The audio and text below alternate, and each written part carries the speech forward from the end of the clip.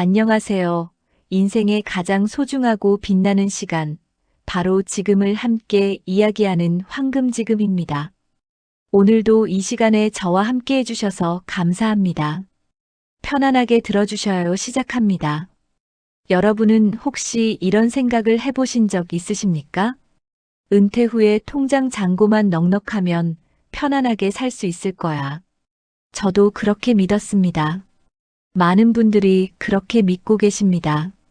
그래서 우리는 평생 저축하고 연금을 준비하고 노후 자금을 모으는데 온 힘을 쏟아왔습니다. 그런데 막상 은퇴하고 나면 이상한 일이 벌어집니다. 통장에는 분명 돈이 있습니다. 생활비 걱정은 당장 없습니다. 그런데도 불안합니다. 무언가 텅 빈 것 같습니다. 아침에 눈을 뜨면 하루가 너무 깁니다. 저녁이 되면 괜히 허전합니다. 이런 감정 혹시 느껴보신 적 있으십니까? 아니면 주변에서 이런 이야기를 들어보신 적 있으십니까? 이건 부끄러운 일이 아닙니다. 당연한 감정입니다.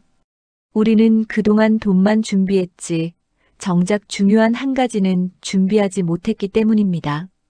젊은 시절에는 돈이 1순위였습니다. 돈이 있어야 집도 사고, 아이들 키우고, 병원도 가고, 여행도 갑니다. 그래서 우리는 돈을 중심으로 살아왔습니다. 그런데 60대가 넘어가면서 이상하게도 돈의 무게가 조금씩 가벼워집니다.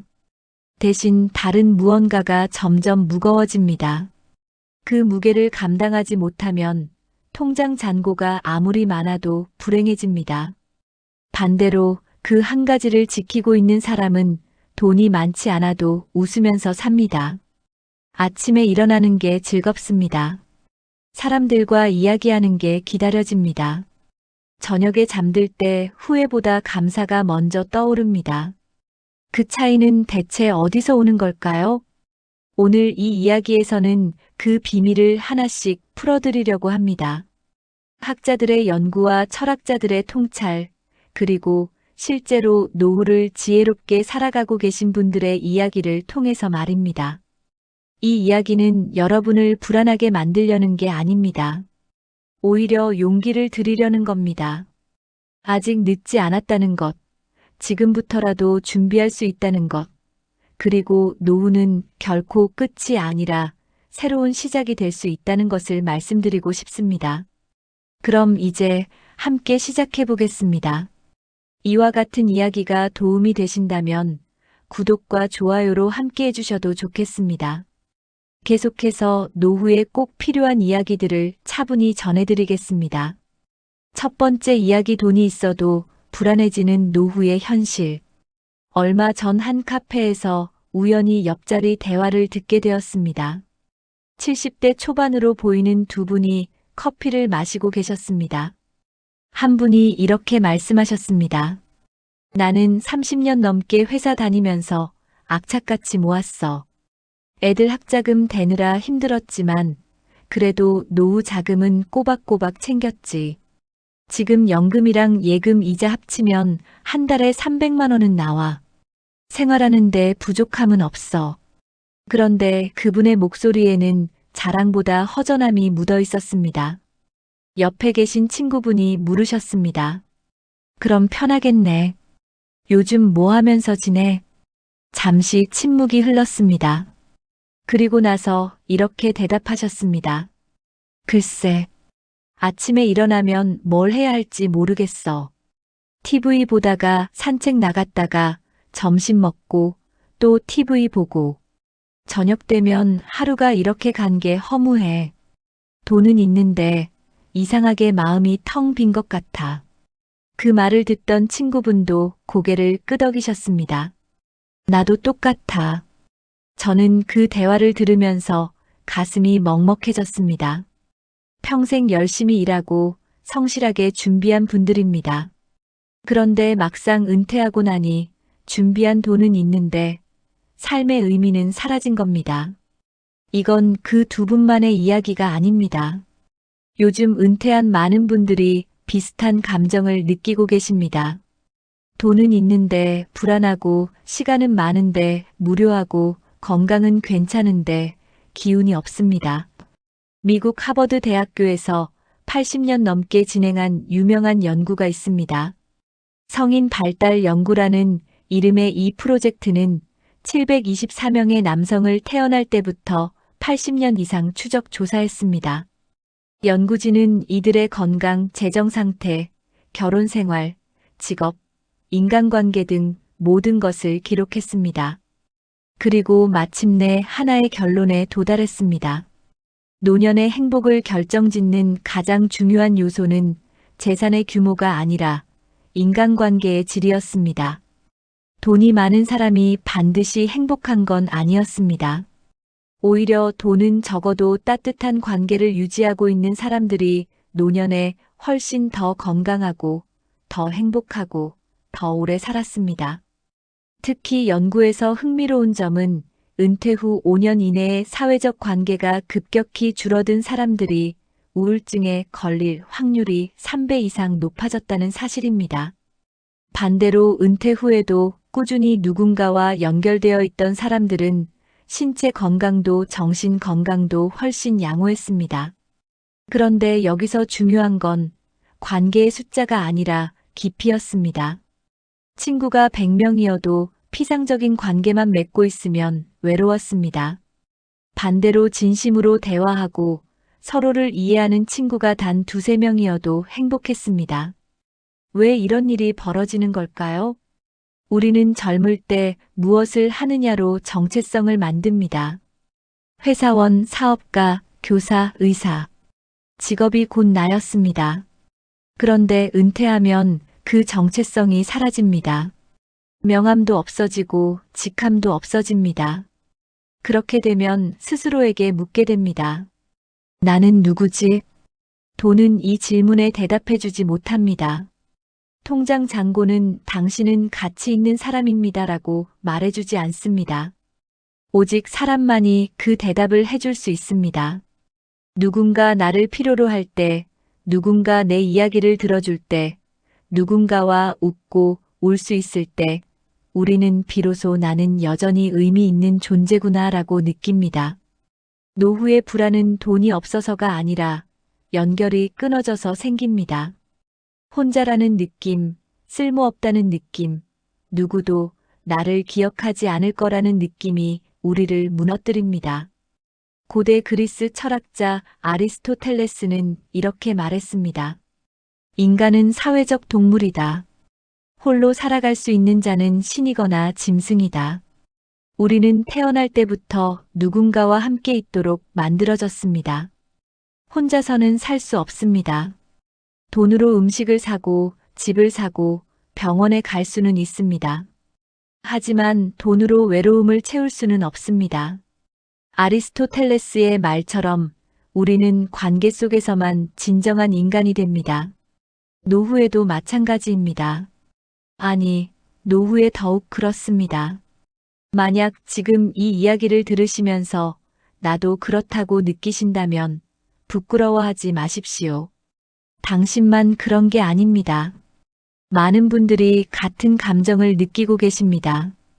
그리고 이건 실패가 아닙니다. 단지 우리가 잘못된 것에 집중했을 뿐입니다. 하지만 다행인 건 이제라도 방향을 바꿀 수 있다는 겁니다. 지금부터라도 진짜 중요한 것을 준비할 수 있습니다. 두 번째 이야기, 많은 사람들이 착각하는 노후 준비. 제가 아는 한 선배님 이야기입니다. 그분은 대기업에서 임원까지 지내신 분입니다. 퇴직금도 두둑하게 받으셨고 아파트도 2채 갖고 계셨습니다.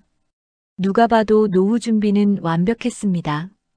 은퇴하신 후 처음 1년은 괜찮았습니다. 밀렸던 여행도 다녀오시고 골프도 치시고 집 정리도 하셨습니다. 그런데 2년째부터 달라지셨습니다. 집에만 계시는 시간이 늘어났습니다. TV를 켜놓고 멍하니 앉아 계시는 날이 많아졌습니다. 부인께서 걱정이 되셔서 물으셨답니다. 여보, 요즘 기운이 없어 보이는데 어디 아파? 그분은 이렇게 대답하셨답니다. 아픈 건 아닌데. 그냥 살 맛이 안 나. 예전엔 회사 가면 할 일이 있고, 부하 직원들도 있고, 회의도 하고 그랬잖아.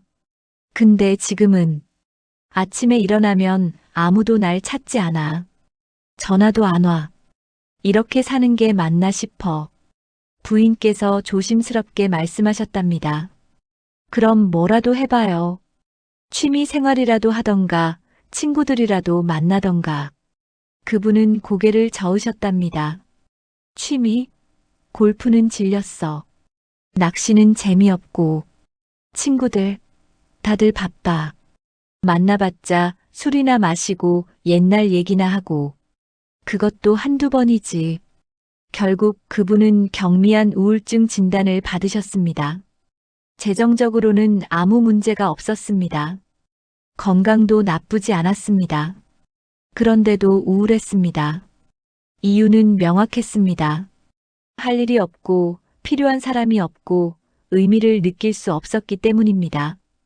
오스트리아의 정신과 의사 빅터 프랭클은 제2차 세계대전 중 나치 수용소에서 살아남았습니다. 그는 그곳에서 놀라운 사실을 발견했습니다. 수용소에서 살아남은 사람들은 신체가 건강한 사람들이 아니었습니다. 오히려 살아야 할 이유를 가진 사람들이었습니다. 집에 돌아가면 만날 가족이 있다고 믿는 사람, 전쟁이 끝나면 꼭 써야 할 책이 있다고 생각하는 사람, 누군가에게 꼭 전해야 할 메시지가 있다고 느끼는 사람들이 살아남았습니다. 프랭클은 이 경험을 바탕으로 로고테라피라는 심리치료법을 만들었습니다. 그 핵심은 간단합니다. 인간은 행복을 추구하는 존재가 아니라 의미를 추구하는 존재다. 우리는 행복하기 위해 사는 게 아니라 의미 있기 위해 산다는 겁니다. 의미가 있으면 고통도 견딜 수 있지만 의미가 없으면 편안함 속에서도 괴롭습니다. 최근 일본에서 진행된 연구도 비슷한 결과를 보여줍니다.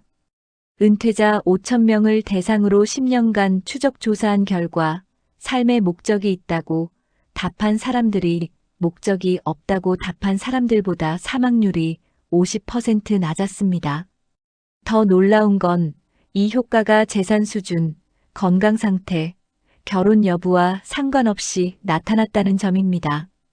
즉, 돈이 많든 적든 건강하든 아프든 의미를 느끼는 사람이 더 오래 살았습니다. 우리는 착각했습니다. 노후 준비라고 하면 재정 설계, 연금 준비, 건강 관리만 생각했습니다. 물론 이것들도 중요합니다.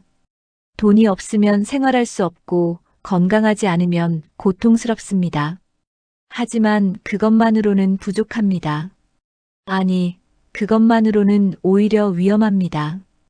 돈과 건강만 준비한 사람은 은퇴 후 텅 빈 시간 속에 홀로 남겨집니다. 할 일이 없고 역할이 없고 존재 이유를 느끼지 못합니다. 그러면 점점 무기력해지고 무기력은 우울로 이어지고 우울은 건강을 해칩니다. 반대로 의미를 느끼는 사람은 돈이 조금 부족해도 건강이 완벽하지 않아도 매일 아침 일어날 이유가 있습니다. 누군가를 만날 이유가 있습니다. 오늘을 살아갈 이유가 있습니다. 노후 준비에서 가장 중요한 건 돈이나 건강이 아닙니다. 바로 의미입니다. 내가 왜 사는지, 누구를 위해 사는지, 무엇을 하며 살 것인지에 대한 대답입니다. 독일 철학자 프리드리히 니체는 이렇게 말했습니다. 왜 사는지 아는 사람은 어떤 고통도 견딜 수 있다. 반대로 말하면 왜 사는지 모르는 사람은 아무리 편안해도 견딜 수 없다는 뜻입니다. 노후에 많은 분들이 겪는 문제가 바로 이것입니다. 편안하고 안정적이고 위협받을 일도 없는데 그럼에도 견딜 수 없이 공허합니다. 왜냐하면 왜가 없기 때문입니다. 혹시 지금까지 노후 준비를 돈과 건강에만 집중하셨나요? 괜찮습니다. 많은 분들이 그랬습니다. 저도 그랬습니다. 우리는 그렇게 배웠고 그렇게 살아왔습니다. 하지만 이제는 알았습니다. 진짜 중요한 건 따로 있다는 것을. 그리고 다행히도 그것은 지금부터라도 준비할 수 있습니다. 세 번째 이야기 노후에 돈보다 중요해지는 한 가지의 정체. 제가 사는 동네에 작은 도서관이 있습니다. 그곳에서 자원봉사를 하시는 한 할머니를 알게 되었습니다. 올해 76세이신 김 할머니십니다. 처음 뵀을 때는 그저 친절한 어르신이라고만 생각했습니다. 그런데 자주 뵙다 보니 뭔가 다르다는 걸 느꼈습니다. 같은 나이 또래분들보다 표정이 밝으셨고 목소리에 활기가 있으셨습니다. 어느 날 조심스럽게 여쭤봤습니다. 할머니, 어떻게 그렇게 건강하세요? 비결이 뭐예요? 할머니는 웃으시며 말씀하셨습니다. 비결, 별거 없어요. 그냥 여기 오면 사람들이 날 필요로 하거든요. 책 정리도 해야 하고, 아이들한테 책도 읽어줘야 하고, 회원분들이랑 이야기도 해야 하고, 그게 좋아요. 그러고는 이런 말씀을 덧붙이셨습니다. 나도 남편 돌아가시고 처음 2년은 정말 힘들었어요. 집에 혼자 있으니까 시간이 안 가는 거예요. 하루가 일주일 같고, 그러다가 우연히 여기서 봉사자 모집한다는 걸 봤어요. 처음엔 내가 뭘 할 수 있을까 싶었는데, 와보니까 할 수 있는 게 많더라고요. 할머니는 일주일에 4번, 오전 10시부터 오후 2시까지 도서관에서 일하십니다. 금전적인 보수는 없습니다. 그런데도 빠지는 날이 없으십니다. 여기 오면 내가 쓸모 있는 사람이 된 것 같아요. 아이들이 할머니 안녕하세요 하면서 인사하고 회원분들이 할머니 덕분에 책 찾기 쉬워요 하면 기분이 참 좋아요. 이게 돈으로 살 수 있는 게 아니잖아요. 그 말을 듣는 순간 저는 깨달았습니다. 할머니가 가진 건 바로 연결이었습니다. 사람들과의 연결, 사회와의 연결, 의미와의 연결이었습니다.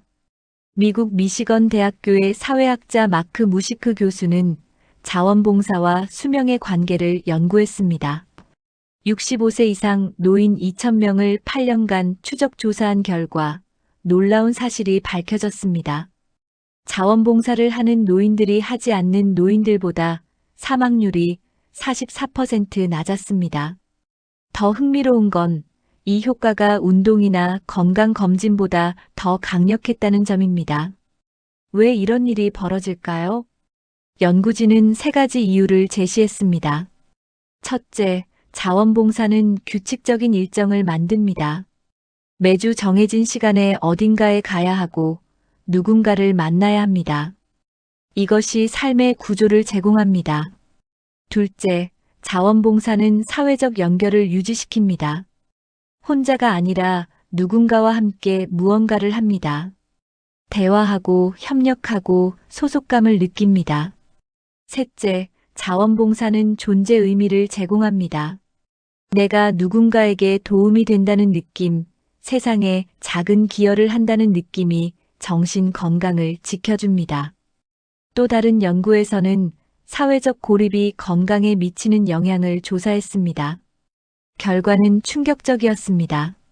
사회적으로 고립된 사람은 하루에 담배 15개비를 피우는 것과 같은 수준의 건강 위험을 겪는다는 겁니다. 외로움은 단순히 기분의 문제가 아닙니다. 염증 수치를 높이고 면역력을 떨어뜨리고 심혈관 질환 위험을 증가시킵니다. 반대로 따뜻한 관계는 몸을 치유합니다. 이제 답이 명확해졌습니다. 노후의 돈보다 더 중요해지는 한 가지, 그것은 바로 연결입니다. 사람과의 연결, 사회와의 연결, 의미와의 연결입니다. 내가 누군가와 함께 있다는 느낌, 내가 여전히 필요한 사람이라는 느낌, 내 삶이 의미 있다는 느낌입니다. 젊을 때는 연결이 자동으로 유지됩니다. 회사에 가면 동료가 있고 아이들을 키우면서 학부모들을 만나고 바쁘게 살다 보면 자연스럽게 사람들과 엮입니다. 하지만 은퇴하면 달라집니다. 회사 동료는 연락이 끊기고 아이들은 독립하고 일부러 나가지 않으면 하루 종일 아무도 만나지 않게 됩니다. 이때 돈은 외로움을 해결해주지 못합니다. 비싼 레스토랑에서 혼자 식사해도 외롭고 넓은 집에 혼자 있어도 공허합니다. 반면 연결은 가난해도 행복하게 만듭니다. 동네 복지관에서 친구들과 웃으면서 시간을 보내는 게 집에서 혼자 고급 와인을 마시는 것보다 훨씬 행복합니다. 연결은 우리에게 정체성을 줍니다. 나는 누구의 친구다. 나는 어디의 자원봉사자다. 나는 무엇을 하는 사람이다라는 정체성이 삶의 의미가 됩니다. 남아프리카 공화국의 철학자이자 성직자였던 데스몬드 투투 주교는 우분투라는 아프리카 철학을 소개했습니다. 우분투의 의미는 이렇습니다. 나는 우리가 있기에 존재한다. 서양 철학은 나는 생각한다. 고로 존재한다라고 말합니다. 하지만 우분투는 다릅니다. 나는 너와 연결되어 있다. 고로 존재한다. 투투 주교는 이렇게 설명했습니다. 한 사람이 인간답다는 것은 다른 사람들이 인간답게 대우받을 때만 가능합니다. 우리는 고립된 섬이 아닙니다. 우리는 거대한 그물의 일부입니다. 노후에도 마찬가지입니다. 나 혼자 잘 먹고 잘 사는 게 행복이 아닙니다. 누군가와 함께 있을 때, 누군가에게 필요할 때, 누군가를 도울 수 있을 때, 비로소 우리는 인간답게 삽니다. 혹시 지금 혼자라고 느끼십니까? 아니면 사람들과는 만나지만 진짜 연결되어 있다는 느낌이 없으십니까? 괜찮습니다. 이건 끝이 아니라 시작입니다. 연결은 언제든 다시 만들 수 있습니다. 나이가 많아서 불가능한 게 아닙니다. 오히려 이제야 진짜 의미 있는 연결을 만들 시간이 생긴 겁니다. 네 번째 이야기, 그 한 가지가 무너질 때 생기는 변화. 제 아버지 친구분 이야기입니다. 박 선생님이라고 부르겠습니다. 박 선생님은 중학교 교사로 35년을 근무하셨습니다. 학생들에게 인기가 많으셨고 동료 교사들과도 사이가 좋으셨습니다. 퇴직 전까지는 매일 바쁘고 활기차게 사셨습니다. 퇴직하시던 날 학교에서 성대한 송별회를 열어주었습니다. 학생들이 편지를 써주고 동료들이 꽃다발을 선물했습니다. 박 선생님은 뿌듯해하셨습니다. 이제 쉴 수 있겠구나 생각하셨답니다. 처음 6개월은 좋았습니다. 늦잠도 자고 낮에 영화도 보러 다니고 여행도 갔습니다. 그런데 1년이 지나면서 변화가 생겼습니다. 학교 동료들과의 연락이 점점 뜸해졌습니다. 처음엔 자주 만나자고 했지만 현직 교사들은 여전히 바빴습니다. 박 선생님만 한가했습니다. 만나도 대화가 잘 안 맞았습니다. 학교 이야기를 하면 자신만 소외된 느낌이 들었고 다른 이야기를 하자니 공통점이 없었습니다. 학생들도 처음엔 안부 문자를 보내왔지만 점점 연락이 끊겼습니다. 학생들에게는 새로운 선생님이 있었고 새로운 일상이 있었습니다. 결국 박 선생님은 혼자 남았습니다. 부인과는 함께 살았지만 부인도 부인 나름의 생활이 있었습니다. 낮 시간은 거의 혼자 보내셨습니다. 제 아버지가 전화를 드렸을 때 박 선생님은 이렇게 말씀하셨답니다. 이상하게 기운이 안 나. 아침에 일어나도 할 게 없으니까 늦게까지 자고 그러다 보니까 밤에 잠이 안 와. TV만 보다가 하루가 가. 사람들 만나는 것도 귀찮아지고. 나 우울증인가 봐. 실제로 박 선생님은 우울증 진단을 받으셨습니다. 약을 드시기 시작했고 체중도 10kg이나 빠지셨습니다. 한때 그렇게 활기차셨던 분이 단 2년 만에 완전히 다른 사람이 되셨습니다. 영국의 유니버시티 칼리지 런던에서 50세 이상 성인 6,500명을 대상으로 장기 추적 연구를 진행했습니다. 연구진은 참가자들의 사회적 연결 정도를 측정하고 7년 후 건강 상태를 조사했습니다. 결과는 명확했습니다. 사회적으로 고립된 사람들은 인지 기능 저하 속도가 2배 빨랐습니다. 치매 발병률도 50% 높았습니다. 심장 질환 위험은 29% 증가했고 뇌졸중 위험은 32% 올라갔습니다. 더 심각한 건 이런 변화가 단계적으로 일어난다는 점입니다. 1단계, 사회적 연결이 줄어들면 외로움을 느낍니다. 2단계, 외로움은 수면 장애를 유발합니다. 잠을 설치고 피곤해지고 낮에 무기력해집니다.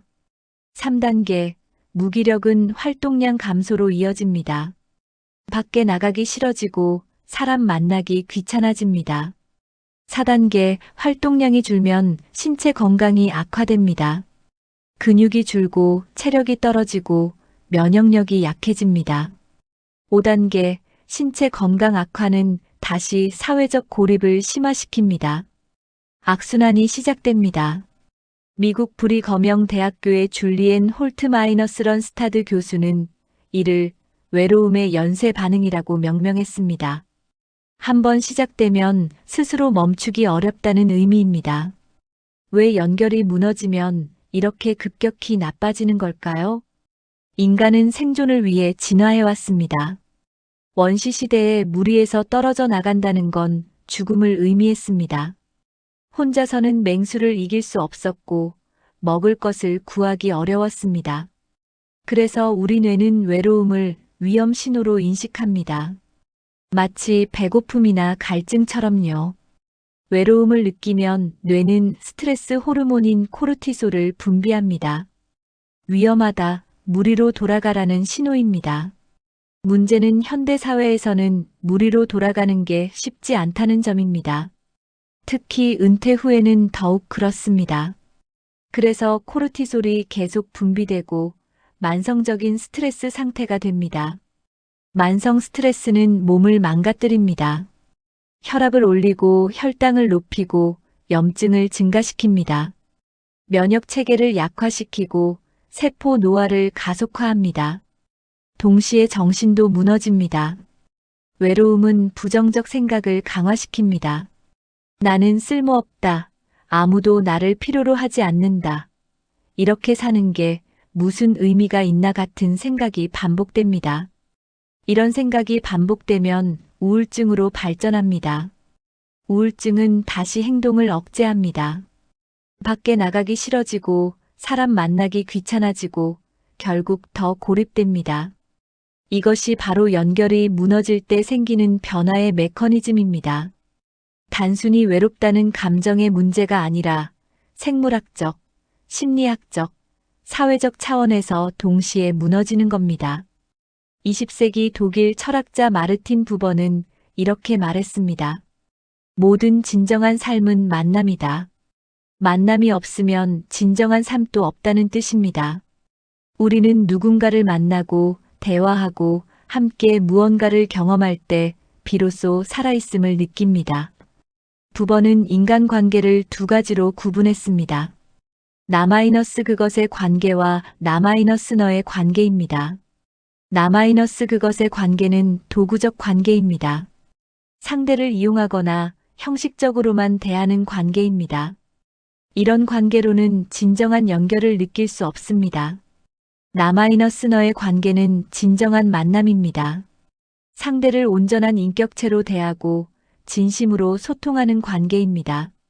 이런 관계가 우리를 살아있게 만듭니다. 노후에 많은 분들이 사람을 만나도 외로운 이유가 여기 있습니다. 나-그것의 관계만 남고 나-너의 관계는 사라졌기 때문입니다. 이 이야기를 듣고 계시면서 불안하셨을 수도 있습니다. 나도 그렇게 될까? 걱정하지 마십시오. 이 이야기를 드린 건 겁을 주려는 게 아닙니다. 오히려 준비하시라는 뜻입니다. 연결이 무너지는 건 갑자기 일어나지 않습니다. 서서히 조금씩 일어납니다. 그래서 미리 알아차리고 미리 손을 쓸 수 있습니다. 5번째 이야기, 그 한 가지를 지킨 사람들의 실제 변화. 제가 다니는 교회에 이 집사님이라는 분이 계십니다. 올해 72세이십니다. 이 집사님은 10년 전 남편을 갑작스럽게 잃으셨습니다. 심근경색이었습니다. 병원에 실려갔지만 손 쓸 틀도 없이 세상을 떠나셨습니다. 슬아에 자녀가 없으셨습니다. 평생 남편과 둘이서만 살아오셨는데 어느 날 갑자기 혼자가 되신 겁니다. 경제적으로는 여유가 있으셨지만 정서적으로는 바닥까지 떨어지셨습니다. 장례를 치르고 한 달쯤 지났을 때 집사님은 집에만 계셨습니다. 밖에 나갈 이유가 없었습니다. 누구를 만날 용기도 없었습니다. TV를 켜놓고 멍하니 앉아 계시는 시간이 많았습니다. 밤에는 잠이 오지 않았습니다. 남편이 누워있던 자리를 보면 가슴이 무너져 내렸습니다. 한 달이 지나고 두 달이 지나도 나아지지 않았습니다. 체중도 8kg이나 빠지셨습니다. 그렇게 석 달쯤 지났을 때 어느 날 아침이었습니다. 집사님은 침대에 누워 천장을 바라보고 계셨습니다. 그런데 문득 이런 생각이 드셨답니다. 이대로 살다가는 내가 먼저 죽겠다. 남편이 하늘에서 나를 보면 뭐라고 할까? 여보, 그렇게 살지 마. 일어나. 그렇게 말하지 않을까? 그날 집사님은 결심하셨습니다. 뭐라도 해야겠다. 이대로는 안 되겠다. 하지만 무엇을 해야 할지 막막했습니다. 그래서 교회 권사님께 전화를 드렸습니다. 권사님, 저 요즘 너무 힘들어요. 뭐라도 하고 싶은데 어떻게 해야 할지 모르겠어요.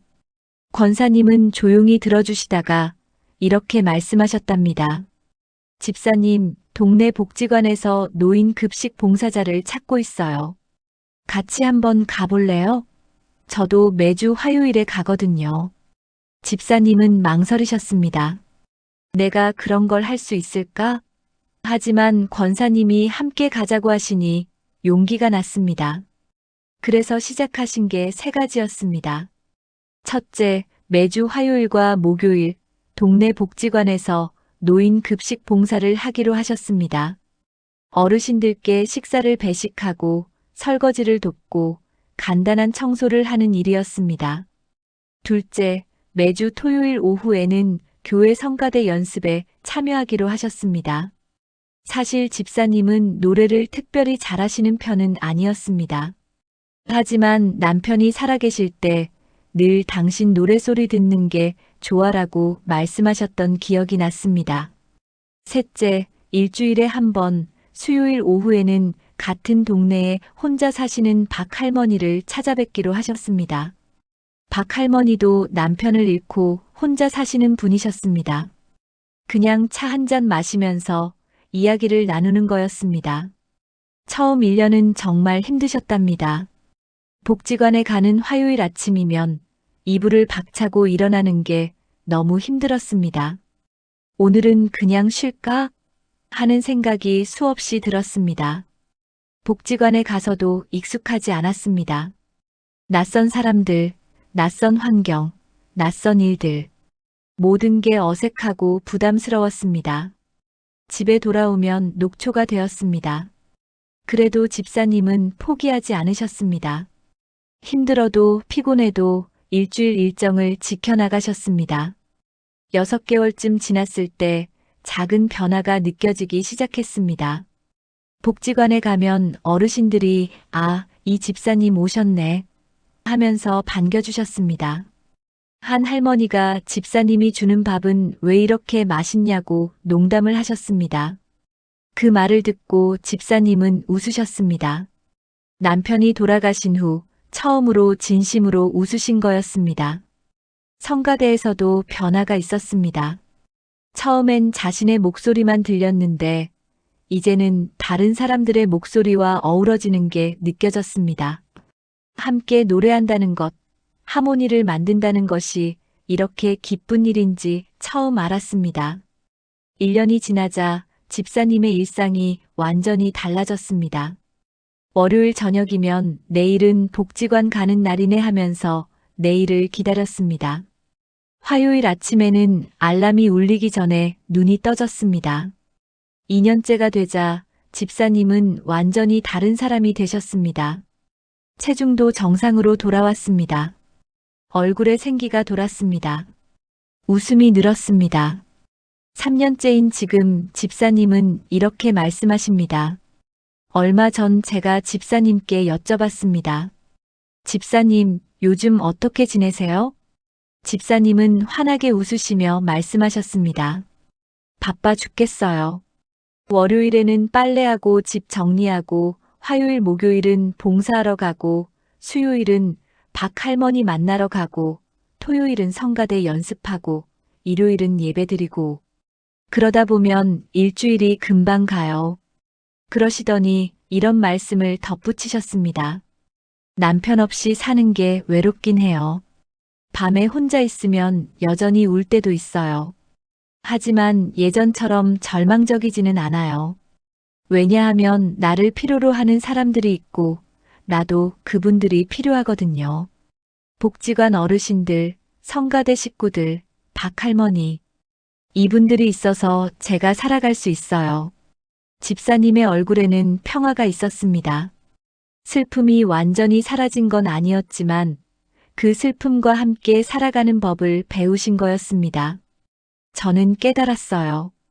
행복은 슬픔이 없는 상태가 아니구나. 슬픔이 있어도 그 안에서 의미를 찾고 누군가와 연결되어 있으면 그게 행복이구나. 스탠퍼드 대학교의 로라 카스텐슨 교수는 사회 정서적 선택 이론이라는 개념을 제시했습니다. 이 이론에 따르면 나이가 들수록 사람들은 관계의 양보다 질을 중요하게 생각하게 됩니다. 젊을 때는 많은 사람을 알고 싶어 하지만 나이가 들면 의미 있는 몇몇 관계에 집중하게 된다는 겁니다. 카스텐슨 교수는 70세 이상 노인 500명을 10년간 추적 조사했습니다. 그 결과 의미 있는 관계를 3개 이상 유지한 사람들이 그렇지 않은 사람들보다 우울증 발병률이 60% 낮았고 인지 기능 저하 속도가 40% 느렸으며 전반적 삶의 만족도가 2배 이상 높았습니다. 여기서 의미 있는 관계란 무엇일까요? 연구진은 3가지 기준을 제시했습니다. 첫째, 정기적으로 만나는 관계입니다. 한 달에 최소 2회 이상 대면하거나 의미 있는 대화를 나누는 관계입니다. 둘째, 감정적으로 솔직할 수 있는 관계입니다. 기쁜 일도 슬픈 일도 걱정거리도 나눌 수 있는 관계입니다. 셋째, 상호적인 관계입니다. 일방적으로 주기만 하거나 받기만 하는 게 아니라 서로 주고받는 관계입니다. 흥미로운 건 이런 관계가 반드시 가족일 필요는 없다는 점입니다. 친구, 이웃, 봉사단체 동료, 취미 모임 사람들도 충분히 의미 있는 관계가 될 수 있습니다. 이 집사님과 앞서 말씀드린 박 선생님의 차이는 무엇이었을까요? 둘 다 큰 상실을 경험했습니다. 이 집사님은 배우자를, 박 선생님은 직업을 잃었습니다. 둘 다 외로웠고 힘들었습니다. 하지만 결정적인 차이가 있었습니다. 이 집사님은 능동적으로 연결을 만들어갔다는 점입니다. 박 선생님은 기존의 관계가 자연스럽게 유지되기를 바랐습니다. 학교 동료들이 계속 연락해 주기를, 학생들이 기억해 주기를 수동적으로 기다렸습니다. 하지만 그런 일은 일어나지 않았습니다. 반면 이 집사님은 스스로 움직였습니다. 새로운 관계를 만들고 새로운 역할을 찾고 새로운 의미를 창조했습니다. 여기서 중요한 포인트가 있습니다. 노후의 연결은 저절로 유지되지 않습니다. 의도적으로 만들고 지속적으로 노력해야 합니다. 젊을 때는 직장, 육아, 사회 활동이 자동으로 연결을 만들어줬습니다. 하지만 은퇴 후에는 그런 자동 장치가 사라집니다. 그래서 스스로 만들어야 합니다. 또 하나 중요한 건 이 집사님이 주는 역할을 선택했다는 점입니다. 봉사를 하고 이웃을 돌보고 성가대에서 함께 노래했습니다. 단순히 혜택을 받는 입장이 아니라 누군가에게 도움을 주는 입장이었습니다. 이게 중요한 이유는 주는 행위가 자존감을 지켜주기 때문입니다. 나는 여전히 가치 있는 사람이다. 나는 누군가에게 필요한 사람이다라는 느낌을 유지할 수 있습니다. 고대 로마의 철학자 세네카는 이렇게 말했습니다. 행복한 삶을 원한다면 선행을 쌓아라. 선행은 주는 사람에게 더 큰 기쁨을 준다. 노후에도 마찬가지입니다. 남에게 도움을 받기만 하면 점점 무력해집니다. 하지만 남에게 도움을 줄 수 있으면 활력이 생깁니다. 혹시 지금 이렇게 생각하고 계십니까? 나는 이미 늙었는데 새로운 관계를 만들 수 있을까? 나는 특별한 능력이 없는데 남에게 뭘 줄 수 있을까? 걱정하지 마십시오. 이 집사님도 처음엔 자신이 없으셨습니다. 하지만 시작했고 계속했고 결국 해냈습니다. 나이는 핑계가 될 수 없습니다. 능력도 핑계가 될 수 없습니다. 중요한 건 의지입니다. 나도 할 수 있다. 나도 시도해보자는 마음입니다. 6번째 이야기, 지금부터 준비할 수 있는 현실적인 방법. 제 어머니 친구분 중에 정 이모님이라는 분이 계십니다. 68세이십니다. 정 이모님은 2년 전까지만 해도 전형적인 은퇴자였습니다. 남편은 여전히 건강하셨고 경제적으로도 큰 어려움은 없으셨습니다. 하루 일과는 이랬습니다. 아침 7시에 일어나서 남편 아침 차려드리고 8시에 남편 출근시키고 9시에 집 정리하고 10시에 시장 가서 장 보고 12시에 점심 먹고 1시부터 3시까지 TV 보고 4시에 저녁 준비하고 6시에 남편과 저녁 먹고 8시부터 10시까지 또 TV 보고 11시에 잠자리에 듭니다. 주말에는 손주들이 가끔 오면 돌봐주시고 한 달에 한두 번 친구들과 식사하시고 그게 전부였습니다. 나쁘지는 않았습니다. 편안했습니다. 하지만 뭔가 허전했습니다. 이게 다인가 하는 생각이 자주 드셨답니다.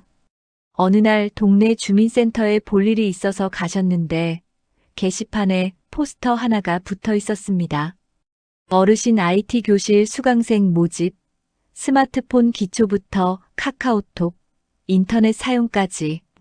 정 이모님은 한참을 그 포스터를 바라보셨답니다. 사실 스마트폰은 남편이 몇 년 전에 사주셨는데 제대로 사용해 본 적이 없으셨습니다. 전화 받고 문자 보내는 것 정도만 하셨습니다. 카카오톡은 아들이 설치해 줬는데 어떻게 쓰는지 잘 몰랐습니다. 나는 늙어서 그런 거 못 배워. 젊은 사람들이나 하는 거지. 지나치려다가 문득 멈춰 서셨습니다. 요즘 아들도 며느리도 손주들도 다 카카오톡으로 연락하는데 나만 문자 메시지 쓰고 있네. 나만 뒤처진 것 같아. 한번 배워볼까? 하지만 망설여졌습니다. 나이가 몇인데 지금 배워서 뭐하나. 다른 사람들은 다 잘할 텐데 나만 못하면 창피하지 않을까? 온갖 생각이 들었습니다. 하지만 용기를 내셨습니다. 그래, 한번 해보자. 안 되면 그만두면 되지 뭐. 주민센터에 들어가서 신청했습니다. 수업료는 무료였고 매주 화요일과 목요일 오전 10시부터 12시까지 2시간씩 총 3개월 과정이었습니다. 첫 수업날 정 이모님은 떨리는 마음으로 주민센터 교육실에 가셨습니다. 이미 10명 정도가 와 계셨습니다. 모두 60대 후반에서 70대 초반으로 보이는 분들이었습니다. 다들 어색한 표정으로 앉아 계셨습니다. 선생님은 30대 젊은 여자분이었습니다. 밝게 웃으며 인사하셨습니다. 안녕하세요, 여러분. 저는 김미영 강사입니다. 앞으로 3개월 동안 함께 스마트폰을 배워볼 건데요. 어렵지 않으니까 걱정 마세요. 천천히 하나씩 배워가면 됩니다. 첫 시간은 스마트폰 켜고 끄기, 화면 밝기 조절하기 같은 정말 기초적인 것부터 시작했습니다. 정 이모님은 이 정도는 나도 할 수 있네 하고 안도했습니다. 하지만 둘째 시간부터 어려워지기 시작했습니다. 앱을 다운받는다, 설정을 바꾼다, 뭐 이런 말들이 나오는데 도통 무슨 말인지 모르겠었습니다. 선생님이 설명하는 걸 따라 하려고 했는데 손이 떨려서 잘 안 됐습니다. 화면을 터치했는데 엉뚱한 게 눌러졌습니다. 당황했습니다. 옆자리에 앉은 할머니도 같은 상황이었습니다. 둘이 눈이 마주쳤고 서로 쑥스럽게 웃었습니다. 어머, 저도 잘 모르겠네요. 저도요. 이거 생각보다 어렵네요. 선생님이 다가와서 천천히 다시 설명해 주셨습니다. 한 번, 두 번, 세 번. 반복해서 설명해 주시고 직접 손으로 해보게 하셨습니다. 그렇게 몇 주가 지났습니다. 처음엔 너무 어려웠습니다. 수업 끝나고 집에 오면 머리가 아팠습니다. 내가 이걸 왜 하나 싶었습니다. 그만두고 싶었습니다. 하지만 포기하지 않으셨습니다. 왜냐하면 함께 수업 듣는 분들이 있었기 때문입니다. 옆자리 할머니, 최 할머니와 친해졌습니다. 둘 다 비슷하게 서툴렀기 때문에 서로 의지가 되었습니다. 수업 전에 일찍 와서 커피 마시면서 수다 떨고 수업 끝나고 같이 점심 먹고 한 달쯤 지나자 조금씩 익숙해졌습니다. 카카오톡으로 메시지 보내기에 성공했습니다. 아들에게 아들아, 엄마야라고 보냈더니 아들이 깜짝 놀라며 전화를 했습니다. 엄마, 카카오톡 어떻게 보냈어요? 배웠지. 엄마도 할 줄 안다. 그날 정 이모님은 정말 뿌듯했습니다. 아, 나도 할 수 있구나. 두 달째 사진 찍어서 보내기를 배웠습니다. 손주 사진을 찍어서 아들에게 보냈습니다. 아들이 엄마 대단하시네요. 라고 답장을 보냈습니다. 기분이 날아갈 것 같았습니다. 세 달째 단톡방 만들기를 배웠습니다. 선생님이 여러분끼리 단톡방 하나 만들어 보세요 라고 하셨습니다. 수업 듣는 분들 11명이 모두 한 단톡방에 들어갔습니다. 누군가 안녕하세요. 라고 메시지를 보냈고 다들 안녕하세요. 하고 답했습니다. 그 순간 모두가 박수를 쳤습니다. 3개월 과정이 끝날 무렵 정 이모님은 깨달았습니다. 내가 배운 건 스마트폰이 아니었구나. 친구들을 만났구나. 마지막 수업이 끝나고 다들 아쉬워했습니다. 선생님은 수고하셨습니다라고 인사했지만 아무도 일어나지 않았습니다. 최 할머니가 먼저 입을 열었습니다. 우리 그냥 헤어지기 아쉽지 않아요? 앞으로도 가끔 만나면 안 될까요? 다들 고개를 끄덕였습니다. 좋아요. 저도 좋아요. 그렇게 해서 실버 IT 동호회가 만들어졌습니다. 이름은 좀 거창하지만 실제로는 그냥 친구 모임이었습니다. 한 달에 한 번, 둘째 주 화요일에 만나기로 했습니다. 장소는 돌아가면서 정하기로 했습니다. 누구 집이든 카페든 식당이든. 지금은 2년이 지났습니다. 정 이모님은 그 모임을 한 번도 빠지지 않으셨습니다. 11명으로 시작했는데 지금은 8명이 남았습니다. 3분은 건강 문제나 가족 사정으로 빠지셨지만 나머지 8명은 계속 만나고 있습니다. 단톡방은 매일 살아 있습니다.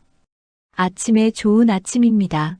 인사하고 맛있는 음식 사진 올리고 재미있는 동영상 공유하고 가끔 걱정거리도 나누고 한 달에 한 번 만날 때는 점심 먹고 차 마시고 수다 떨고 3시간에서 4시간씩 만납니다. 시간 가는 줄 모릅니다. 작년에는 다 같이 1박 2일 여행도 갔습니다. 강원도 속초에 갔는데 정말 즐거웠습니다. 60대, 70대가 수학여행 가듯이 깔깔거리며 웃었습니다. 얼마 전 제 어머니께 정 이모님이 말씀하셨답니다. 그때 용기 내서 수업 신청한 게 내 인생 최고의 결정이었어. 스마트폰 배운 것보다 친구들을 만난 게 더 큰 수확이야. 이 나이에 새 친구를 사귈 줄 몰랐는데. 진짜 감사해. 미국 카네기 멜론 대학교의 셸던 코엔 교수는 사회적 통합과 면역력에 관한 유명한 실험을 진행했습니다. 연구진은 276명의 건강한 성인을 대상으로 감기 바이러스에 의도적으로 노출시킨 후 누가 실제로 감기에 걸리는지 관찰했습니다. 동시에 참가자들의 사회적 관계 수준을 자세히 측정했습니다. 결과는 놀라웠습니다.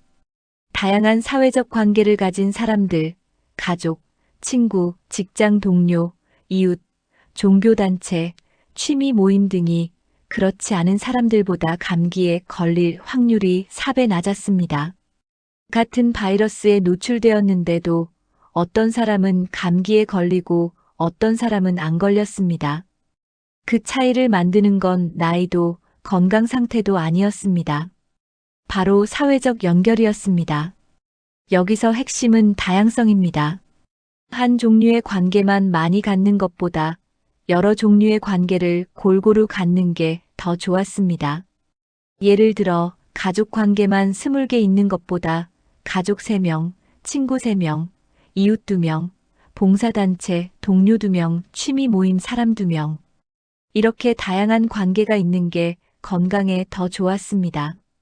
왜 그럴까요? 코엔 교수는 몇 가지 이유를 제시했습니다. 첫째, 다양한 관계는 다양한 정체성을 제공합니다. 나는 누군가의 부모이자, 누군가의 친구이자, 봉사자이자, 취미 동호회원입니다. 하나의 역할이 흔들려도 다른 역할들이 나를 지탱해 줍니다. 둘째, 다양한 관계는 다양한 자극을 제공합니다. 가족과 이야기하는 것, 친구와 이야기하는 것, 이웃과 이야기하는 것, 봉사 동료와 이야기하는 것. 각각 다른 주제, 다른 관점, 다른 에너지를 줍니다. 이런 다양한 자극이 뇌를 활성화시키고 정신 건강을 지킵니다. 셋째, 다양한 관계는 안전망을 만들어줍니다. 한 관계에서 문제가 생겨도 다른 관계들이 나를 받쳐줍니다. 또 다른 연구도 있습니다. 스탠퍼드 대학교의 마크 그라노베터 교수는 약한 연결의 힘을 연구했습니다. 우리는 보통 가까운 사람들, 강한 연결이 중요하다고 생각합니다. 가족, 절친한 친구 같은 사람들 말입니다. 물론 맞습니다. 강한 연결은 중요합니다. 하지만 약한 연결도 중요합니다. 약한 연결이란 동네에서 가끔 마주치는 이웃, 복지관에서 인사하는 사람, 시장에서 대화하는 상인, 교회나 절에서 가끔 이야기하는 신도 같은 사람들입니다. 이런 약한 연결들이 모여서 소속감을 만들어줍니다. 나는 이 동네의 일원이다. 사람들이 나를 안다. 나는 여기에 속해 있다는 느낌입니다. 이 소속감이 정신 건강을 지켜줍니다. 하버드 대학교 연구에 따르면 강한 연결 2개에서 3개와 약한 연결 10개에서 15개를 가진 사람이 가장 행복했습니다. 그렇다면 구체적으로 어떻게 시작해야 할까요? 정 이모님의 사례에서 배울 수 있는 포인트가 여러 가지 있습니다. 첫째, 작게 시작하는 겁니다. 정 이모님은 거창하게 시작하지 않았습니다. 이제부터 매일 봉사하겠다. 새로운 친구 100명 사귀겠다. 이런 큰 목표를 세우지 않았습니다. 그냥 주민센터 게시판에 붙은 포스터 하나를 보고 한번 해볼까? 하고 신청했을 뿐입니다. 일주일에 2번, 한 번에 2시간. 이 정도면 부담스럽지 않습니다. 처음부터 크게 시작하면 부담스럽고 부담스러우면 시작도 못합니다. 또는 시작했다가 금방 지쳐서 포기합니다. 작게 시작하십시오. 일주일에 한 번, 1시간만 해도 충분합니다. 한 달에 한 번도 괜찮습니다. 중요한 건 시작하는 겁니다. 둘째, 배우는 자세로 시작하는 겁니다. 정 이모님은 스마트폰을 배우러 갔습니다. 가르치려 간 게 아니라 배우러 갔습니다. 이게 중요합니다. 배우는 자세로 가면 부담이 없습니다. 실수해도 괜찮습니다. 못해도 괜찮습니다. 저는 배우러 왔어요 라고 당당히 말할 수 있습니다. 나이가 들면 자존심 때문에 새로운 걸 시작하기 어렵습니다. 내가 이 나이에 이것도 못하면 어떡하나 창피하지 않을까 걱정됩니다. 하지만 배우는 자세로 가면 그런 걱정이 사라집니다. 모르는 게 당연하고 못하는 게 당연합니다. 그래서 배우러 온 거니까요. 주민센터, 복지관, 도서관, 평생교육원. 어디든 어르신 교실이라는 이름으로 다양한 강좌가 있습니다. 스마트폰, 컴퓨터, 영어, 한문, 그림, 서예, 요가, 댄스. 무엇이든 좋습니다. 무언가를 배우러 가십시오. 그러면 자연스럽게 사람을 만나게 됩니다. 셋째, 정기적인 일정을 만드는 겁니다. 정 이모님의 수업은 매주 화요일과 목요일 오전 10시였습니다. 정해진 날짜, 정해진 시간, 정해진 장소. 이게 중요합니다. 정기적인 일정이 있으면 그게 습관이 됩니다. 습관이 되면 억지로 하지 않아도 자연스럽게 하게 됩니다. 화요일 오전 10시에는 수업 간다. 이게 생활의 리듬이 됩니다. 월요일 저녁에는 내일 수업 가야지 하고 준비하게 되고 화요일 아침에는 알람 없이도 눈이 떠집니다. 반대로 정기적인 일정이 없으면 매번 오늘 갈까 말까 고민하게 됩니다. 고민하다 안 가게 되고 안 가다 보면 아예 그만두게 됩니다. 일주일에 한 번이든 한 달에 두 번이든 정해진 날짜에 정해진 장소에 가는 일정을 만드십시오. 넷째, 혼자 가지 않는 겁니다. 가능하면 친구나 이웃과 함께 시작하십시오. 정 이모님도 혼자 갔지만 거기서 최 할머니를 만나서 같이 다니게 되었습니다. 함께 가면 용기가 나고 계속할 동력이 생깁니다. 혼자면 오늘은 쉴까 하지만 함께 가는 사람이 있으면 그래도 가야지 하게 됩니다. 주변에 함께 갈 사람이 없다면 거기서 만나도 됩니다. 같은 수업을 듣는 사람들, 같은 봉사를 하는 사람들, 자연스럽게 친해집니다. 다섯째, 목적이 아니라 과정을 즐기는 겁니다. 정 이모님은 스마트폰을 배우러 갔지만 진짜 얻은 건 친구들이었습니다. 스마트폰은 수단이었고 친구는 결과였습니다. 무언가를 배우거나 활동을 할 때 그 자체를 목적으로 삼지 마십시오. 이걸 완벽하게 배워야 해, 이걸 잘해야 해, 이렇게 생각하면 부담스럽고 재미없습니다. 그냥 즐기십시오. 배우는 과정을 즐기고 함께하는 사람들과의 시간을 즐기십시오. 그러다 보면 자연스럽게 배워지고 자연스럽게 관계가 만들어집니다. 중국 고대 철학자 노자는 이렇게 말했습니다. 천리길도 한 걸음부터, 노후의 연결도 마찬가지입니다. 거창하게 시작할 필요 없습니다. 한 걸음만 내디디면 됩니다. 주민센터 게시판을 자세히 읽어보는 것, 복지관 전화번호를 메모해 두는 것, 이웃에게 먼저 인사하는 것. 이런 작은 한 걸음이 모여서 천리를 갑니다. 정 이모님도 그냥 한 걸음을 내디뎠을 뿐입니다. 한번 해볼까? 하고 신청서를 쓴 것, 그게 첫 걸음이었습니다. 그 한 걸음이 지금의 8명 친구 모임으로 이어졌습니다. 당신도 할 수 있습니다. 오늘 한 걸음만 내디디십시오. 혹시 이렇게 생각하고 계십니까? 내가 할 수 있을까? 너무 늦은 건 아닐까? 실패하면 어떡하지? 나는 사람들과 어울리는 게 서툰데. 괜찮습니다. 정 이모님도 똑같이 걱정하셨습니다. 망설이고 두려워하고 불안해하셨습니다. 하지만 시도했고 성공했습니다. 당신도 할 수 있습니다. 나이는 문제가 아닙니다. 늦은 것도 아닙니다. 서툰 것도 문제가 아닙니다. 지금 이 순간이 바로 시작하기에 가장 좋은 때입니다. 오늘 집에 돌아가시면 주민센터 홈페이지를 한번 찾아보십시오. 또는 내일 복지관에 전화 한 통 해보십시오. 어떤 프로그램이 있나요? 하고 물어보십시오. 그게 첫걸음입니다.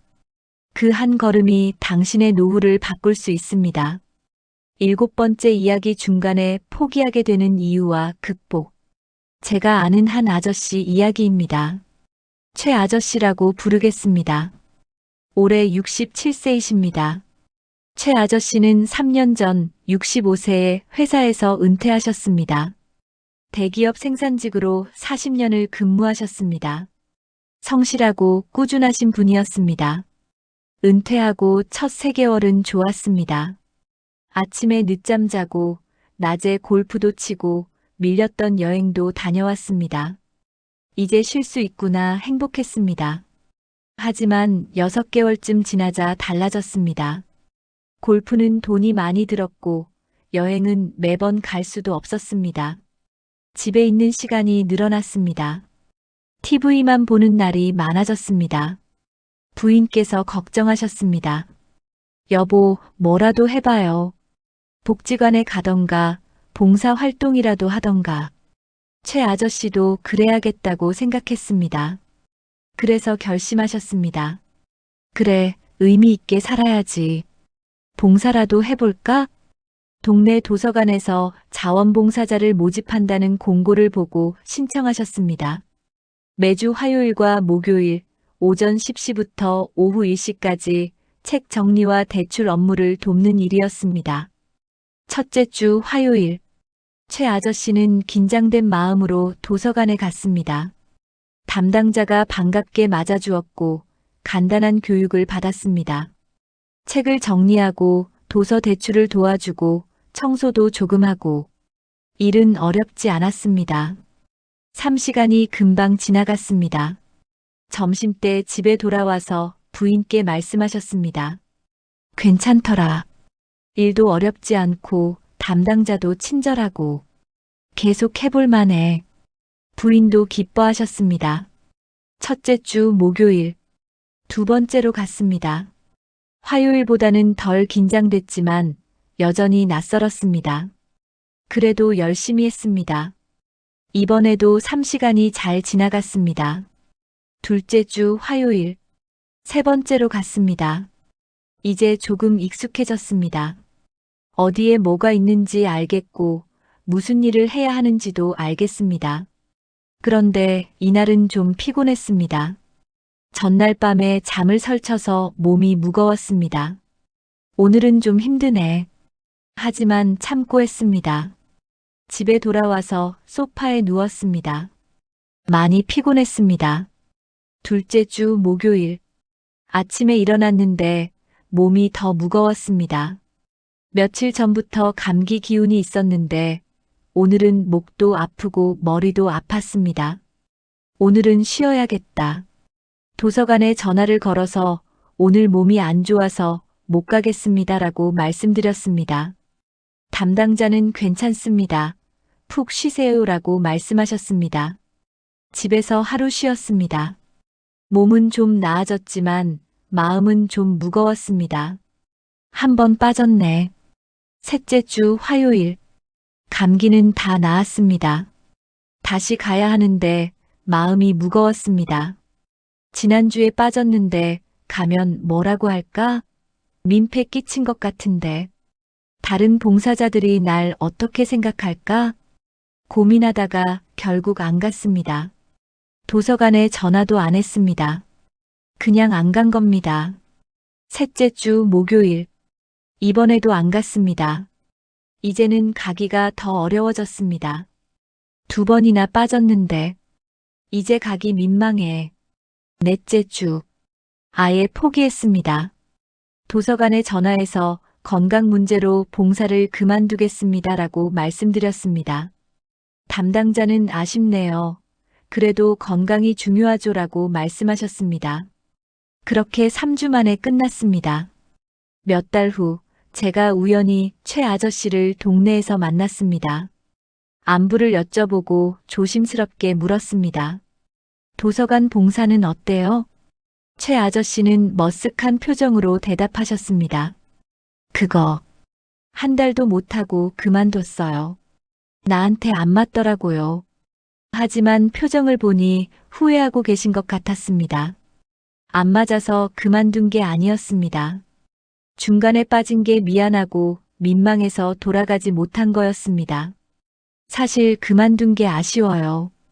처음엔 괜찮았거든요. 그런데 한번 빠지고 나니까 다시 가기가 어렵더라고요. 지금 생각해보면 그냥 갈 걸 그랬어요. 영국 유니버시티 칼리지 런던의 필리파 랠리 교수는 습관 형성에 관한 유명한 연구를 진행했습니다. 연구진은 96명의 참가자에게 새로운 습관, 운동, 식습관, 물 마시기 등을 만들어 보라고 요청하고 그 과정을 84일 동안 매일 추적했습니다. 결과 평균적으로 습관이 자동화되는데 66일이 걸렸습니다. 어떤 사람은 18일 만에 습관이 되기도 했고 어떤 사람은 254일이 걸리기도 했습니다. 개인차가 컸지만 평균은 66일이었습니다. 더 중요한 발견은 이것이었습니다. 중간에 하루 이틀 빠지는 것은 큰 문제가 아니었습니다. 하루 빠졌다고 처음부터 다시 시작해야 하는 게 아니었습니다.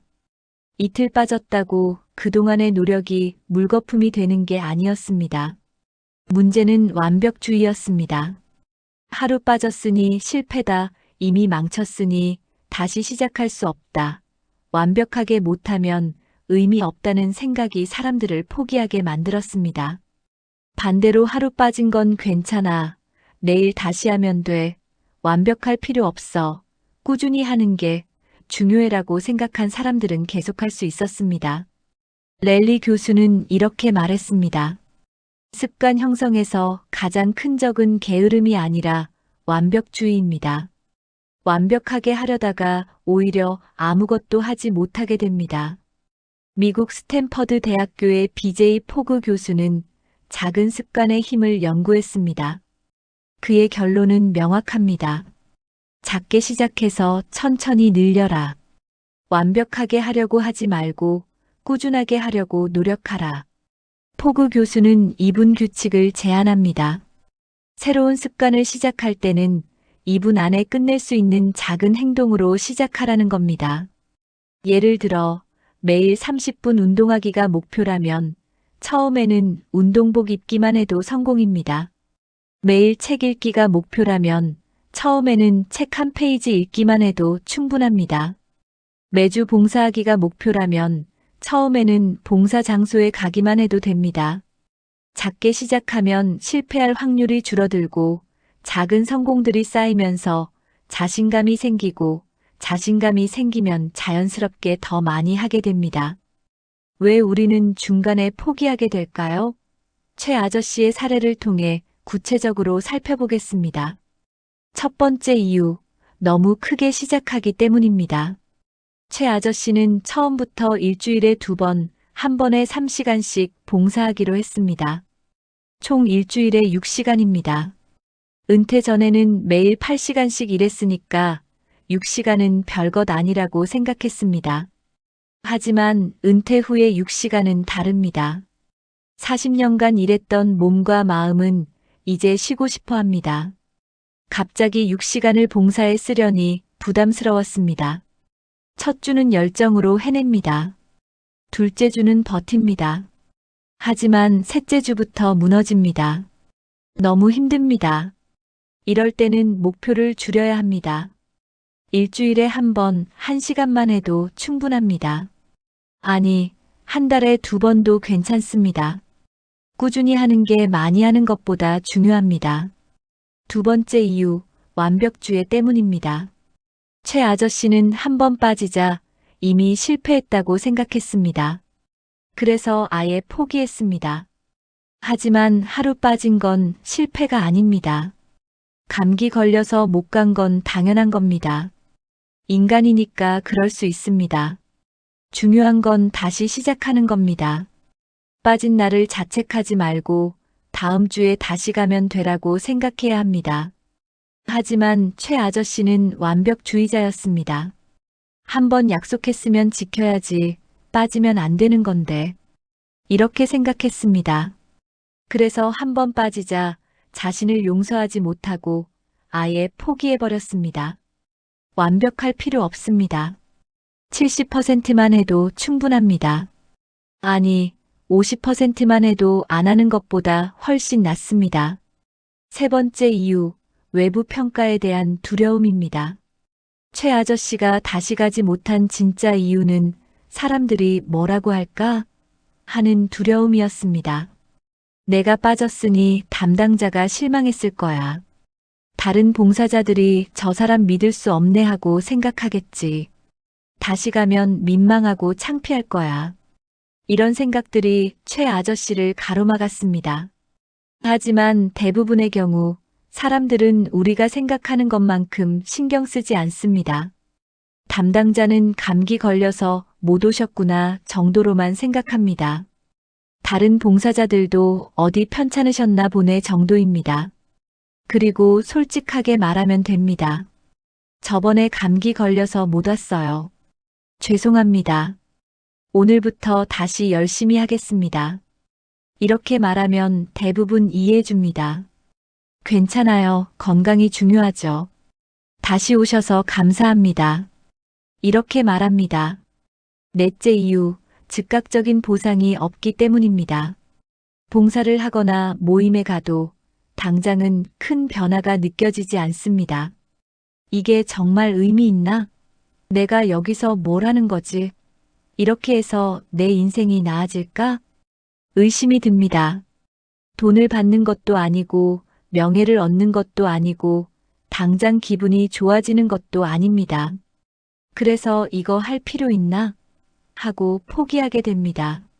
하지만 변화는 천천히 일어납니다. 눈에 보이지 않게 조금씩 쌓입니다.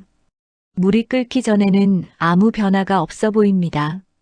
섭씨 20도에서 30도로, 30도에서 50도로, 50도에서 80도로 올라가도 겉보기에는 그냥 물입니다. 하지만 100도가 되는 순간 갑자기 끓습니다.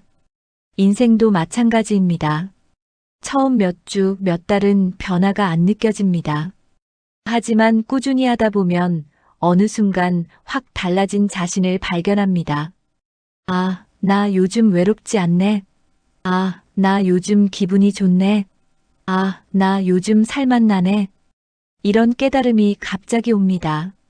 그게 바로 100도가 된 순간입니다. 다섯째 이유, 지지 시스템이 없기 때문입니다. 최 아저씨는 혼자 시작했고, 혼자 했고, 혼자 포기했습니다. 함께 하는 사람이 없었습니다. 혼자 하면 힘듭니다. 힘들 때 격려해줄 사람이 없고, 빠졌을 때 괜찮아, 다음에 가자고 말해줄 사람이 없고, 포기하고 싶을 때 붙잡아줄 사람이 없습니다.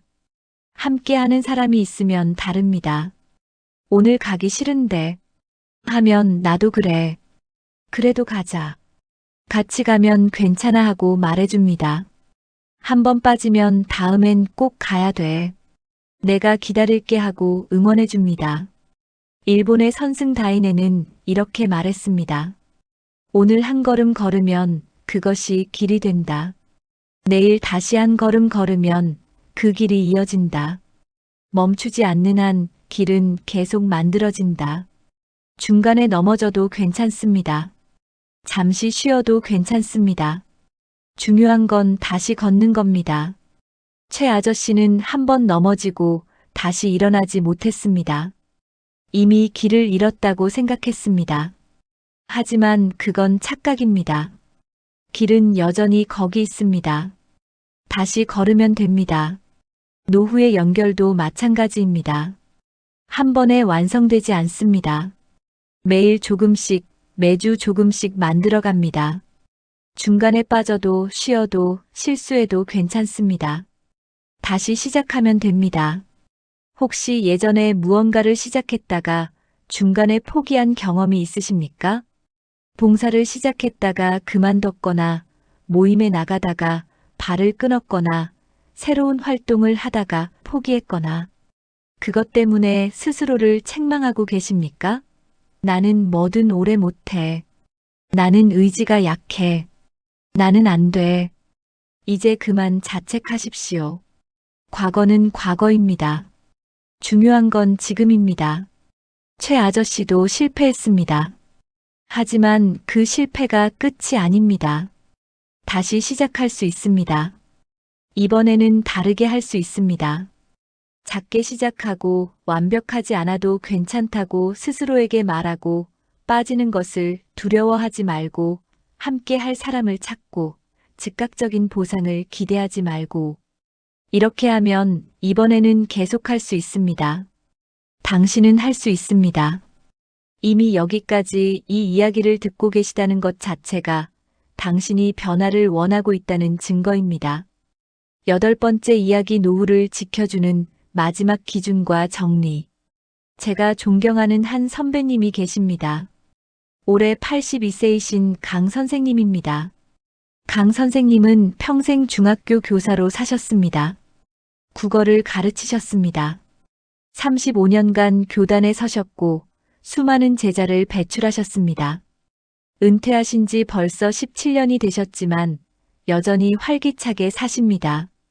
얼마 전 선생님 댁을 방문했을 때의 일입니다. 선생님 댁은 작은 아파트였습니다. 깨끗하고 정돈되어 있었습니다. 거실 벽에는 제자들이 보낸 편지와 사진들이 걸려 있었고 책장에는 책들이 빼곡했습니다. 선생님은 차를 내오시며 말씀하셨습니다. 오랜만이네. 어떻게 지내나? 안부를 주고받고 이런저런 이야기를 나누다가 조심스럽게 여쭤봤습니다. 선생님, 노후를 이렇게 건강하게, 활기차게 보내시는 비결이 뭐예요? 주변에 같은 나이 또래분들 보면 힘들어하시는 분들도 많은데 선생님은 정말 젊으세요. 선생님은 웃으시며 잠시 생각하셨습니다. 그리고 천천히 말씀하셨습니다. 비결이라. 특별한 건 없어. 그냥 매일 누군가와 연결되어 있으려고 노력해. 그게 전부야. 저는 좀 더 구체적으로 여쭤봤습니다. 어떻게 연결되어 계신데요? 선생님은 손가락을 하나씩 꼽으며 말씀하셨습니다. 첫째, 매일 아침 산책을 해. 동네 한 바퀴 도는데 1시간 정도 걸려. 걸으면서 마주치는 사람들한테 인사하지. 안녕하세요, 좋은 아침입니다 하고. 그게 하루의 시작이야. 둘째, 매일 최소 한 사람한테는 전화를 해. 옛날 제자, 동료 교사, 친구. 누구든 좋아. 그냥 잘 지내나? 하고 안부 묻는 거야. 길게 통화할 필요 없어. 5분, 10분이면 충분해. 셋째, 일주일에 2번은 동네 도서관에 가. 거기서 신문도 보고, 책도 읽고, 도서관 직원들하고 인사도 하고, 가끔 거기서 아는 사람 만나면 차 한잔하고. 넷째, 한 달에 한 번은 제자들 만나. 요즘은 제자들이 나보다 바쁘니까 자주는 못 만나. 하지만 한 달에 한 번, 한두 명이라도 만나서 밥 먹고 이야기 나눠. 다섯째, 2달에 한 번은 옛날 동료 교사들 모임에 가. 우리 같이 일했던 선생님들이 정기적으로 만나거든. 나이 들어서 못 나오시는 분들도 있지만 그래도 5명에서 6명은 꼬박꼬박 나와. 저는 감탄하며 들었습니다. 와, 정말 바쁘시네요. 선생님은 고개를 끄덕이셨습니다. 바쁘지. 그런데 이게 나를 살아있게 만들어. 누군가를 만나고, 누군가와 이야기하고, 누군가에게 필요하다는 느낌. 이게 없으면 난 못 살아. 그러시더니 이런 말씀을 덧붙이셨습니다. 나도 75살쯤 됐을 때 힘들었어. 친구들이 하나둘 세상을 떠나기 시작하고 몸도 예전 같지 않고 이제 정말 늙었구나 싶더라고. 그때 정말 우울했어. 아침에 일어나기가 싫었고 하루가 너무 길었어. 그런데 어느 날 깨달았어. 늙는 건 막을 수 없지만 외로워지는 건 선택이구나. 연결은 저절로 유지되는 게 아니라 내가 매일매일 만들어가는 거구나. 그래서 결심했어. 하루에 한 사람이라도 연락하자. 일주일에 한 번은 밖에 나가자. 한 달에 한 번은 누군가를 만나자. 그렇게 7년을 살았더니 지금은 82살인데도 외롭지 않아. 선생님의 눈빛은 맑았습니다. 나이는 82세이지만 마음은 여전히 젊었습니다. 얼굴에는 주름이 있었지만 표정은 밝았습니다. 결국은 선택이야. 돈이 많고 적고가 문제가 아니야. 나이가 많고 적고도 문제가 아니야. 매일 누군가와 연결되려고 노력하느냐, 안 하느냐의 차이야. 나는 돈이 많지 않아. 교사 연금으로 생활하는데 넉넉하지는 않지. 건강도 완벽하지 않아. 무릎도 아프고 허리도 아프고. 하지만 외롭지 않아. 왜? 사람들이 있으니까. 그게 노후를 지켜주는 진짜 비결이야. 연결. 매일 조금씩 꾸준히 만들어가는 연결. 미국 듀크 대학교에 된 부에트너는 전 세계에서 가장 오래, 가장 건강하게 사는 사람들이 사는 지역을 연구했습니다. 이른바 블루존이라고 불리는 지역들입니다. 일본 오키나와, 이탈리아 사르디니아, 그리스 이카리아, 코스타리카 니코야, 미국 캘리포니아 로마린다. 이 5지역 사람들은 평균 수명이 다른 지역보다 10년 이상 길고 100세 이상 장수하는 사람들의 비율이 10배 이상 높습니다. 부에트너와 연구팀은 이 지역들의 공통점을 찾아냈습니다. 놀랍게도 부자여서도 아니고 의료 시스템이 좋아서도 아니었습니다. 오히려 이 지역들은 대부분 경제적으로 부유하지 않았고 최첨단 병원도 없었습니다. 가장 중요한 공통점은 강한 공동체였습니다. 이 지역 사람들은 평생 동안 깊은 사회적 연결을 유지했습니다. 가족과 함께 식사하고 이웃과 자주 교류하고 종교 모임이나 사회단체에 소속되어 있었습니다. 특히 노인들이 공동체에서 존중받고 명확한 역할을 가지고 있었습니다. 그들은 단순히 부양받는 존재가 아니라 지혜를 나누는 사람, 손주를 돌보는 사람, 전통을 이어가는 사람, 분쟁을 중재하는 사람으로서 가치를 인정받았습니다. 오키나와에는 모아이라는 독특한 전통이 있습니다. 어릴 때부터 5명에서 6명씩 그룹을 만들어 평생 서로를 지원하는 시스템입니다. 경제적으로도 정서적으로도 사회적으로도 서로 의지합니다. 한 사람이 어려우면 다른 사람들이 돕고 한 사람이 슬프면 다른 사람들이 위로합니다. 이탈리아 사르디니아에서는 노인들이 매일 마을 광장에 모여 앉아 이야기를 나눕니다. 그냥 앉아서 사람 구경하고 수다 떨고 농담하고 웃습니다. 이것이 그들의 건강 비결입니다. 특별한 운동을 하는 것도 아니고 비싼 건강식품을 먹는 것도 아닙니다. 그냥 매일 만나서 이야기하는 겁니다. 그리스 이카리아에서는 오후 시간이 되면 사람들이 카페에 모입니다. 커피 한 잔 시켜놓고 3시간에서 4시간씩 이야기합니다. 주제는 중요하지 않습니다. 날씨, 가족, 동네 소식, 무엇이든 좋습니다. 중요한 건 함께 있다는 것, 연결되어 있다는 것입니다. 연구진의 결론은 명확했습니다. 장수의 비밀은 약이나 운동, 식단보다 연결해 있다. 물론 건강한 식사도 중요하고 적당한 운동도 중요합니다. 하지만 그것만으로는 부족합니다. 가장 중요한 건 사람과 사람 사이의 연결입니다. 또 다른 연구도 있습니다. 브리거명 대학교의 줄리엔 홀트마이너스 런스타드 교수는 148개 연구, 총 30만 명 이상의 데이터를 메타 분석했습니다. 결과 강한 사회적 연결을 가진 사람은 그렇지 않은 사람보다 생존 가능성이 50% 높았습니다. 이 효과의 크기는 금연의 효과와 비슷했습니다. 과도한 음주를 끊는 것보다 컸습니다. 비만을 해결하는 것보다 컸습니다. 운동을 하는 것보다 컸습니다. 즉, 담배를 끊는 것만큼, 아니, 그보다 더 중요한 게 사회적 연결이라는 겁니다. 이제 우리는 확실히 알게 되었습니다. 노후의 돈보다 더 중요한 한 가지, 그것은 연결입니다. 하지만 단순히 아는 것만으로는 부족합니다. 실천해야 합니다. 그렇다면 어떻게 실천할까요? 강 선생님의 사례와 블루존 연구를 종합해서 구체적인 지침을 드리겠습니다. 첫째, 매일 한 사람과 연결되십시오. 전화 한 통, 문자 한 통, 이메일 한 통, 카카오톡 메시지 하나. 무엇이든 좋습니다. 매일 누군가와 의미 있는 소통을 하십시오. 잘 지내? 오늘 날씨 좋네. 어제 뉴스 봤어? 긴 대화일 필요 없습니다. 5분이면 충분합니다. 중요한 건 단절되지 않는 것입니다.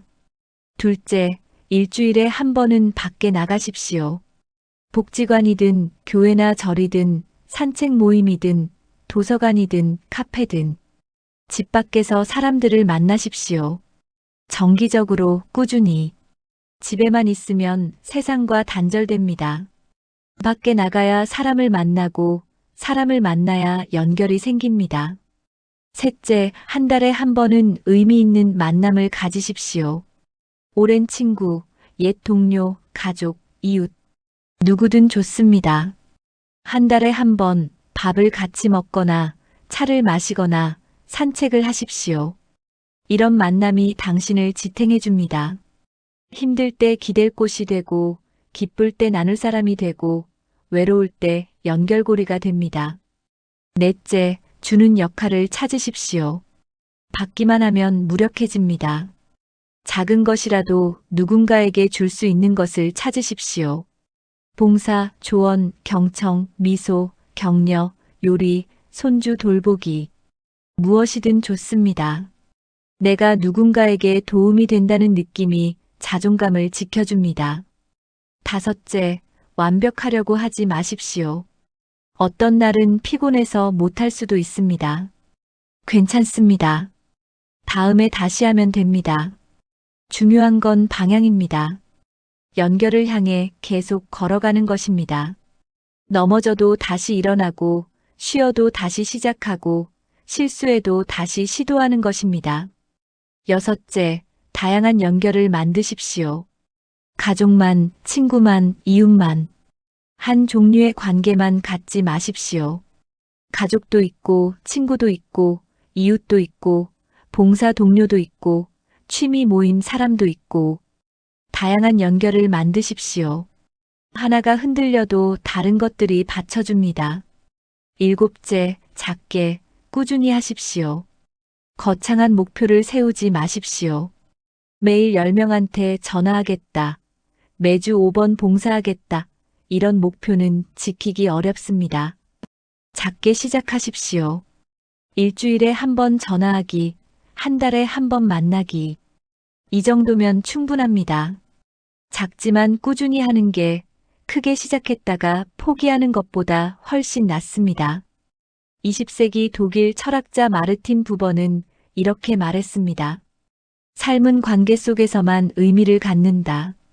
우리는 혼자서는 의미를 만들 수 없습니다. 아무리 돈이 많아도 아무리 건강해도 혼자면 공허합니다. 누군가와 함께 있을 때, 누군가를 위할 때, 누군가에게 필요할 때 비로소 우리 삶은 의미를 갖습니다. 노후도 마찬가지입니다. 통장 잔고가 얼마인지는 중요하지 않습니다. 건강검진 결과가 어떤지도 중요하지 않습니다. 누구와 연결되어 있는지가 중요합니다. 오늘 우리는 긴 여정을 함께 걸어왔습니다. 노후의 돈보다 더 중요한 한 가지, 바로 연결에 대해 이야기했습니다. 돈이 있어도 불안해지는 이유, 많은 사람들이 착각하는 노후 준비, 연결의 정체, 연결이 무너질 때 생기는 변화, 반대로 연결을 지킨 사람들의 변화, 지금부터 시작할 수 있는 현실적인 방법, 중간에 포기하지 않는 법, 그리고 마지막으로 노후를 지켜주는 궁극적인 기준. 이 모든 이야기의 핵심은 하나입니다. 당신은 혼자가 아닙니다. 그리고 혼자일 필요도 없습니다. 나이가 많다고, 돈이 적다고, 건강이 안 좋다고, 능력이 부족하다고, 연결을 포기할 이유는 하나도 없습니다. 오히려 지금이야말로 진짜 의미 있는 연결을 만들 시간입니다. 젊을 때는 바빴습니다. 돈 벌고 아이 키우고 사회적 지위 쌓느라 정신 없었습니다. 사람들을 만나도 진짜 연결되지 못했습니다. 그냥 스쳐 지나갔습니다. 하지만 이제는 다릅니다. 이제는 시간이 있습니다. 천천히, 깊이, 진짜 연결을 만들어갈 수 있습니다. 당신의 노후는 아직 시작되지 않았거나, 이제 막 시작되었거나, 한창 진행 중일 수 있습니다. 어느 단계든 괜찮습니다. 늦은 게 아닙니다. 오늘부터 시작하십시오. 오늘 누군가에게 전화하십시오. 오래 연락하지 못한 친구에게, 멀리 사는 형제에게, 옆집 이웃에게, 짧은 안부라도 좋습니다. 잘 지내? 이 한마디면 충분합니다. 내일은 밖에 나가십시오. 동네 한 바퀴 걸으면서 마주치는 사람들에게 미소 지으십시오. 안녕하세요. 인사하십시오. 그게 시작입니다. 이번 주에는 무언가 하나 알아보십시오. 복지관에 어떤 프로그램이 있는지, 주민센터에 어떤 강좌가 있는지, 도서관에 어떤 모임이 있는지, 전화 한 통, 인터넷 검색 한 번이면 됩니다. 다음 달에는 하나 신청하십시오. 복지관 프로그램, 도서관 강좌, 봉사활동, 취미 모임, 무엇이든 좋습니다. 일단 신청하십시오. 가보십시오. 작게 시작하십시오. 꾸준히 하십시오. 완벽하지 않아도 됩니다. 그렇게 하다 보면 어느 순간 깨닫게 될 겁니다. 아, 나는 여전히 의미 있는 사람이구나. 나는 여전히 누군가에게 필요한 사람이구나. 나는 여전히 살아갈 이유가 있구나. 그 깨달음이 당신의 노후를 지켜줄 겁니다. 돈보다 건강보다 무엇보다 확실하게. 당신의 노후는 끝이 아닙니다. 새로운 시작입니다. 당신의 인생은 아직 끝나지 않았습니다. 아직 쓸 페이지가 많이 남아 있습니다. 아직 만날 사람이 많이 남아 있습니다. 아직 나눌 이야기가 많이 남아 있습니다. 용기를 내십시오. 오늘부터 한 걸음씩 걸어가십시오. 당신은 혼자가 아닙니다. 그리고 당신은 할 수 있습니다. 저는 당신을 응원합니다. 당신의 노후가 외롭지 않고 의미 있고 따뜻하기를 진심으로 기원합니다. 여기까지 긴 이야기를 끝까지 들어주셔서 진심으로 감사드립니다. 이 이야기가 여러분의 노후에 작은 도움이라도 되었으면 좋겠습니다. 앞으로도 이렇게 노후를 지혜롭게 준비하고 의미 있게 살아가는 이야기들을 계속 나눠드리겠습니다. 구독과 좋아요로 함께 해주시면 큰 힘이 됩니다. 다음 영상에서 또 만나 뵙겠습니다. 오늘도 내일도 좋은 하루 보내십시오. 감사합니다.